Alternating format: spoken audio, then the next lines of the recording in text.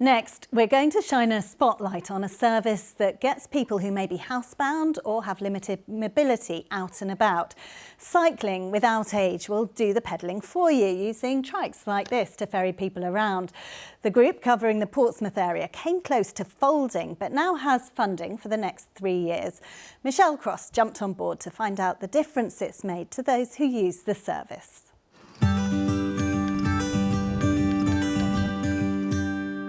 It can be a very long day when you're indoors, on your own, with nobody to talk to. It can be soul destroying. For Nicholas, this service is a lifeline.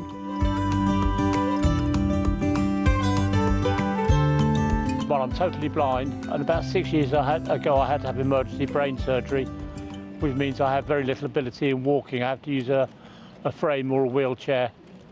So unless somebody pushed the wheelchair, I'm stuck indoors.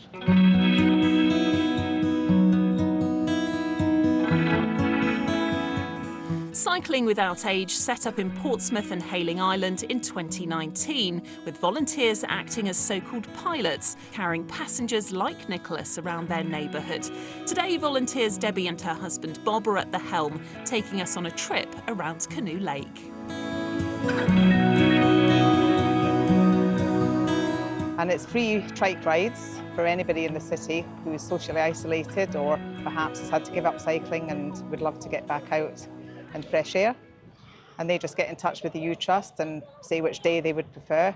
And one of us 9 pilots will come and take them out. And the volunteers even magic up a few surprises. I've been a Pompey fan all my life. I hadn't been for maybe 10 years because of the disabilities. And I went to Fratton Park into the new wheelchair accessible area to witness Pompey and Oxford last season, which Pompey won 2-1. Just to be there with the atmosphere again was absolutely wonderful.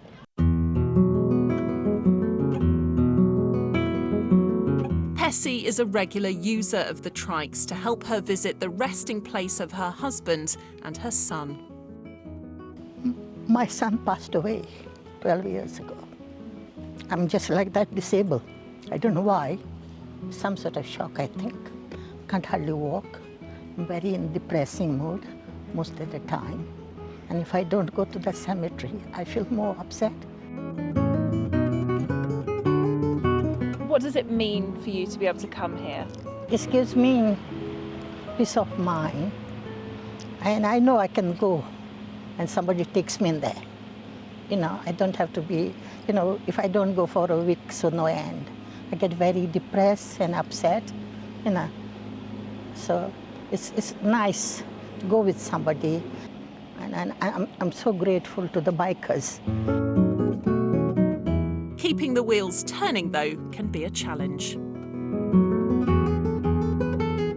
There was a desperate situation in June where we didn't think we had enough money to keep the trikes going. The trikes have to be maintained on a regular basis.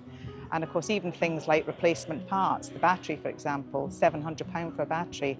So all these little things, they all add up. Thanks to local fundraising, they've secured the service for another 3 years.